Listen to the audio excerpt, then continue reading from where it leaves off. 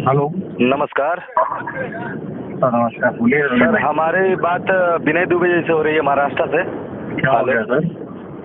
जैसा कि इस बार देख रहे हैं, चुनाव में ममता बनर्जी ने जीत हासिल किया है और बीजेपी लगातार जिस प्रकार से बंगाल को जीतने के लिए कोशिश कर रहे थे, वो जो नाकाम हुआ है, क्या बोलेंगे इस पर? बोलेंगे क्या, भाजपा की जो दुर्गति होनी थी वो होगी। अभी तो शुरुआत हुई थी बंगाल से। लेकिन वो तो कह रहे थे कि मुख्यमंत्री ममता बनर्जी को पसंद नहीं कर रहे हैं बंगाल के लोग, और तीनों देखिए, मैंने पहले भी आपको चुनाव जब विधानसभा के हुए थे, जब हमने कैंपेन किया था, तभी मैंने आपको करीबन 210 का आंकड़ा, 200 का आंकड़ा दिया था। वो चीज हकीकत हुई। अभी भी इस समय भी अगर ममता जी का इतनी पॉपुलैरिटी या उनका काम जमीन स्तर पे नहीं होता ना, तो वहाँ पे उतनी सीटें नहीं जीत के आते। का आकलन जो रहता है आपका, आप ठीक एनालिसिस कर पाते हैं किसी चीज पर। और एक सवाल रहेगा, जिस प्रकार 2024 का जो लोकसभा चुनाव होगा, उसमें किस तरह से आप देख रहे हैं विपक्ष को? लोकसभा चुनाव भारतीय जनता पार्टी बहुत बुरी तरह से हार रही है। 50 से 60 सीटों के अंदर पूरे देश के अंदर वो सिमट जाएगी, जहाँ तक हम लोगों का आकलन है। और इस बार जो है यूपीए सरकार शायद बन जाए, ऐसा मुझे उम्मीद है, अगर आपसी वोट और ये सीटों के बंटवारे में ना उलझे तो। और रही बात प्रधानमंत्री के चेहरे के लिए, तो इस समय बहुत सारे ऐसे चेहरे हैं बंगाल से, ममता बनर्जी जो है, जिनको हम प्रधानमंत्री कैंडिडेट के तौर पे देखते हैं। और कन्हैया के लिए क्या शुरुआत हुई है?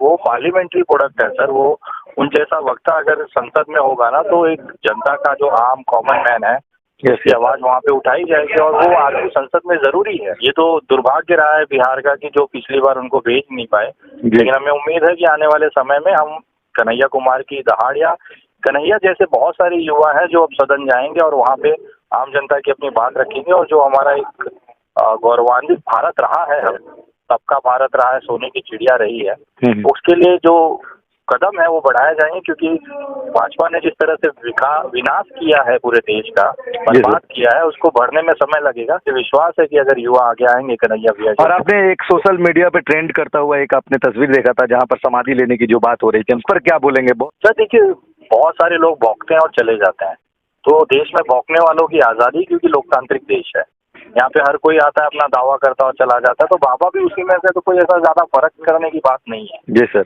और जिस तरह से उन्होंने कॉन्स्टिट्यूशनल को चैलेंज किया है, हमारे संविधान को चैलेंज किया है ना, अभी तो उनके ऊपर वैधानिक कार्रवाई होनी बाकी है, FIR होनी बाकी है। क्योंकि अगर आप देश के अंदर अगर किसी भी हमारे नागरिक का अपमान करोगे, जिसका अधिकार हमारा संविधान देता है कि समानता का अधिकार है, धर्म को मानने का अधिकार है, अगर उसको आप चैलेंज करेंगे तो उसके ऊपर कार्रवाई होनी है। मुझे तो शर्म इस बात की आ रही है कि अभी तक उत्तर प्रदेश सरकार ने इस पर कार्रवाई क्यों नहीं की है।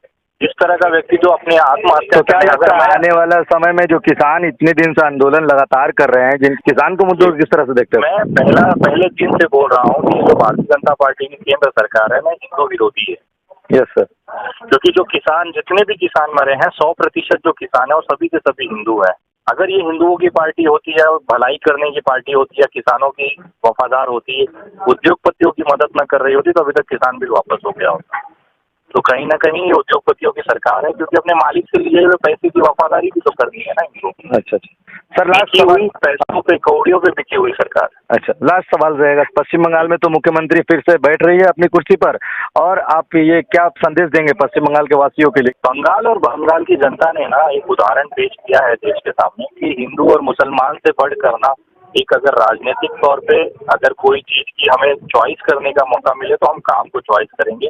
ममता बनर्जी ने आज तक जिस तरह से जमीन स्तर पे काम किया है, उसको उनकी जनता ने देश के सामने रखा है कि धर्म से बड़ा होता है एक इंसानियत, और इंसानियत से बड़ा होता है काम। तो जिस तरह से उन्होंने बंगाल या बंगाल की जनता ने जो उदाहरण पेश किया है, वो पूरे देश को उसकी सराहना है, उसको मानना चाहिए, ऐसा मेरा कहना है। बीजेपी जो है उसकी हालत इस समय खस्ता है सर। बीजेपी के कार्यकर्ताओं को लोग ढूंढ ढूंढ के ढूंढ रहे हैं, पीट रहे हैं। आज जो बड़े बड़े नेता है वो कोई सड़क पे घूम नहीं पा रहा है। ये क्यों है? अपनी हरकतों की वजह से। उनके बोलने के लिए तो बहुत सारी चीजें बोलते हैं। अमित शाह जी आके 200 सीट पार करके दावा करके चले गए थे बंगाल में, कहाँ छुप के बैठे हैं वो? देखिए ममता बनर्जी फिर आके, तो उनके बोलने को अगर आप गंभीरता से लेंगे ना, तो कोई मतलब नहीं बनता, क्योंकि वो डूबती हुई नाव है, और आने वाले 2024 तक पूरी तरह से वो समुद्र की गर्त में जाके डूब जाएगी भारतीय जनता पार्टी। देश की जनता ही उनका विधान करेगी, यह मुझे विश्वास। बहुत बहुत धन्यवाद विनय जी, बहुत बहुत धन्यवाद सर। इस बदलते समय में बहुतों को अपना बिजनेस बदलना पड़ा और जिन्होंने अपना बिजनेस नहीं बदला उनके लिए जरूरी हो गया है कि वो बिजनेस करने के अपने तरीके को बदलें। दुकानों में कस्टमर्स का आवागमन कम हो गया है। ये समस्या लगभग सभी व्यापारी के साथ है, मगर क्या आप जानते हैं कि ऑनलाइन खरीदारी में बढ़ोतरी हुई है। अब लोग घर बैठे ही अपने अपने जरूरत के सामान का ऑनलाइन ऑर्डर कर रहे हैं और उनका सामान सीधे उनके घर पर डिलीवरी हो जा रही है। यही समय है जब आप सभी को अपने व्यवसाय के तरीके में सुधार लाना चाहिए। अब आपको भी अपना एक ऑनलाइन दुकान, ऑफिस या शोरूम खोलना चाहिए। ये बदलते समय की मांग है। यदि आप अपने व्यापार करने के तरीके में बदलाव नहीं करेंगे तो आने वाले समय में आपके व्यापार के लगभग बंद हो जाने की संभावना है। ऐसे कितने ही बड़े बड़े कंपनी और ब्रांड रहे हैं जिन्होंने समय के साथ अपने सिस्टम में सुधार नहीं किया, फलस्वरूप वो सभी मार्केट से लुप्त हो गए।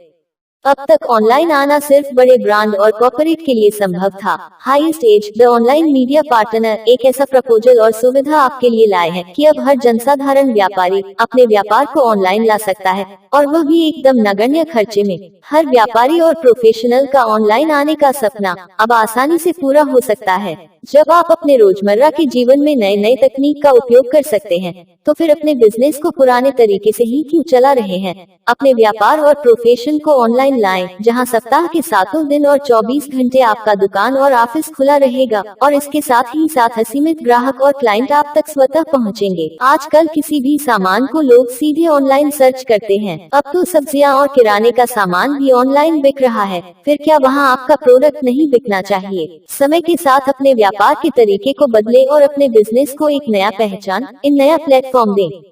अपने बिजनेस को ऑनलाइन लाने के लिए आज ही संपर्क करें। High stage 9836282767, 9748229422, 9123611805। हाई स्टेज आपका अपना ऑनलाइन पार्टनर।